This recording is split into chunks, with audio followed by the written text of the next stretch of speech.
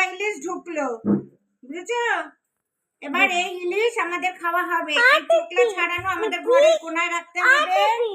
আর ইলিশ মাছ আলু বেগুন দিয়ে কাঁচা রান্না করে খাওয়া হবে। হ্যাঁ, এই দেখো সকাল সকাল চলে এসছে। হ্যাঁ, মাছ দেখবো তো, একটু দেখো মাছ দেখো। মাম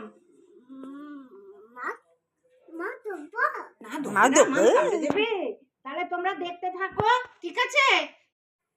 শুভ দুপুর, সরস্বতী পুজো। কে কেমন আছো আর কেমন কাটছে সরস্বতী পুজোয়? আমাদেরও ভালো কেটেছে। আমরা পুজো দিয়ে অঞ্জলি দিয়ে তারপরে আজকে আমাদের হলুদ তেল নিমপাতা দিয়ে মেয়েকে স্নান করতে হয়। আমাদের বলতো আজকের চেহারা কাগে নেবে, কাগের চেহারা আজকে আমরা নেব। আমাদের ওই যে গারু সংক্রান্ত আছে, সেই দিন আমরা হলুদ মাখি, সেই দিন থেকে কাগের চেহারা আমাদের মতন, মানে আগের দিনের মানুষদের যা। যাই হোক, আজকে আমরা রান্না করব ইলিশ মাছ। ইলিশ মাছ আজকে আমাদের খেতে হয় কাঁচা, তাও কাঁচা রান্না করব।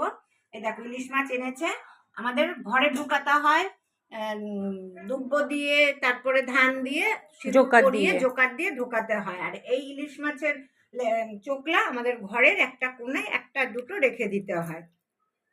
তার আগে যে আমি ভাত বসিয়েছি, ভাতের মধ্যে আগে লাল শাক হয়ে গেছে, আমার বড় মেয়ের ফেভারিট লাল শাক। ছোলা দিয়ে পোস্ত দিয়ে কাঁচা লঙ্কা সম্বাদ দিয়ে রান্না করেছি, কালো জিরা সম্বাদ দিয়ে। এবার মাছটা রান্না করবে। কালো জিরা দিয়ে দিচ্ছি, আলু বেগুন দুটোই দিয়ে দিচ্ছি। বেগুনগুলো পরে তুলে রাখবো। একটু ভাজা ভাজা হতে থাক, তোমরা দেখতে থাকো। দেখো বন্ধুরা, এবার বেগুনগুলো তুলে রাখবো। হ্যাঁ, কেননা এগুলো যদি ঝোলের মধ্যে দিয়ে দেয় বেগুন একদম গলে যাবে, তার জন্য আমি বেগুনগুলো তুলে রাখছি আগের থেকে। এই দেখো এই থালের মধ্যে তুলে রাখছি। মা আজকে তোমাদের কি মা? বলো মাম্মি। কেন বলতে যাব? তুই বল। আমার লজ্জা লাগছে। না, আমি কেন বলতে যাব? নিজেরটা নিজের কখনো। তুমি আর তোমার বর বিয়ে করেছো, আজকের দিনে তুমি বলবে না? না, আমি কেন বলতে যাব? তুই বল, তুই বল বন্ধুদের, আমি কেন বলতে যাব? তুই বল বন্ধুরা আমার মার আজকে এই ওই, সেটা বল তুই, সেটা তোকে বলতে হয়, আমি কেন বলতে যাব? শুনেছ? দেখো বন্ধুরা, আমি সব এগুলো তুলে নিলাম। হ্যাঁ, বেগুনগুলো এবার একটু আলুটা আর একটু ভাজা ভাজা হবে। আমি আজকে বড় একটা আলু কেটে দিয়েছি, আর আমার ঘরে তো আলু না দিলে আমার মেয়ে। এইটুখানি আলুতে হবে? ওই দেখো, দেখেছো এইটুখানি আলুতে হবে, মানে এত আলু এরা ভালোবাসে। মেয়েটারও দুদিন ধরে শরীরটা খারাপ। ওই যে ঠান্ডা গরমে এইখানে ওর ঠান্ডা লাগছে না, ওর দিল্লিতে বলে প্রচুর ঠান্ডা। আমি দেখবি শরীর খারাপ, ঠিক তাই। একটু ভাজা ভাজা হোক, তোমরা দেখতে থাকো।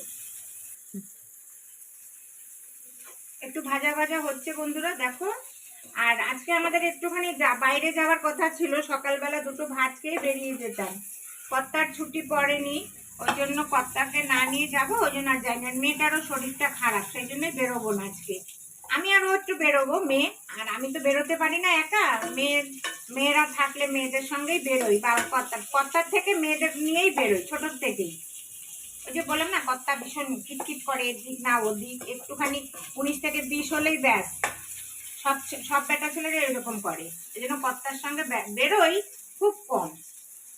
তা যাই হোক, আজকে একটু বেরোবো, ইচ্ছা আছে একটা সিনেমা দেখার, আমি আর আমার মেয়ে। দেখি কি হয়।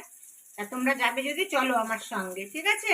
আর তোমরা এরকম কাঁচা মাছের ঝোল আর গরম গরম ভাত খাবে, লাল শাক ভাজা দিয়ে, যে যে খাবে সে চলে আসো। সবাইকে, সব বন্ধুদের, মেয়ের বন্ধুদের, আমার বন্ধুদের, আমার আপুদের, সবাইকে বলছি সবাই চলে আসো, ঠিক আছে বন্ধুরা? এবার আমি মশলাটা দিয়ে দিচ্ছি। এখানে কাঁচা জিরে বাটা, লঙ্কা বাটা দিয়েছি আর হলুদ নুন। হ্যাঁ, একটু রেখে দেব, পরে এই মশলাটা দেব। আর আমি কিন্তু মশলা বেশি কষাবো না।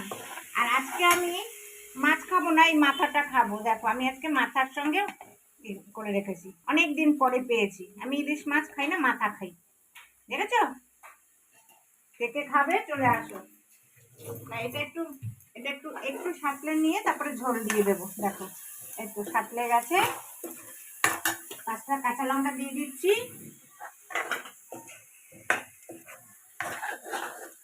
এবার ঝোল দিয়ে দিলাম। একটু ঝোলই বেশি দেবো, আলুটা সেদ্ধ করে এবার মাছগুলো দিয়ে দেবো। দেখো খুব দাম মাছের, বাবা ইলিশ মাছ খাওয়া যায় না। মাছের কেন, সব সবজিরও আছে এখন। এই বছর তো ফুলকপির দামই কমলো না। আমার মা আজকের দিনে এরকম রান্না করতো, টেস্টই আলাদা ছিল। মায়েদের হাতের রান্নার আলাদাই টেস্ট, বলো।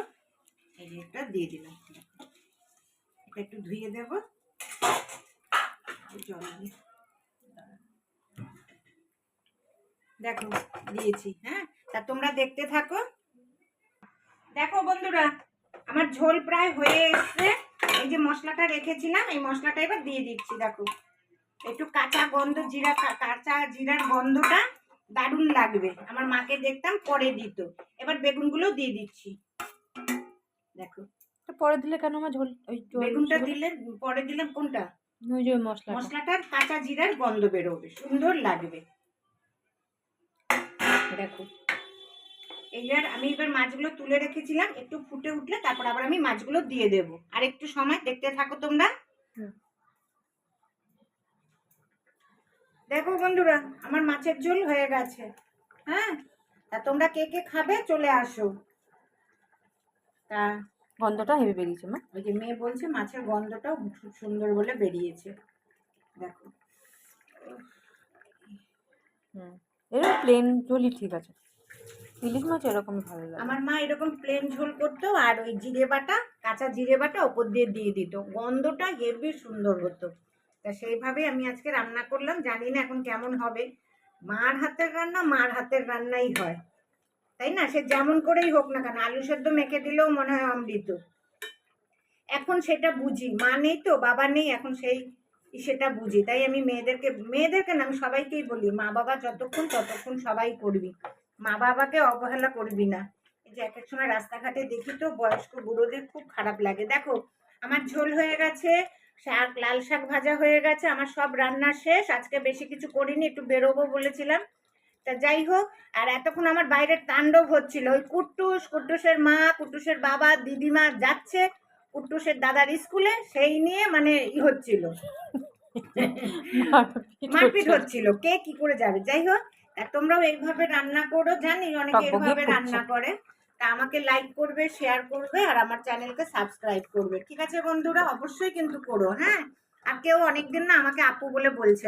আর সরস্বতী পুজো সবার ভালো কাটুক, এটাই হলো ইসে। আর যারা গোটা সিদ্ধ খায় তাদেরও যেন ভালো কাটে আজকের দিনটা, তাই না? ঠিক আছে, তাহলে রাখছি, নমস্কার, সবাই ভালো থেকো, সুস্থ থেকো।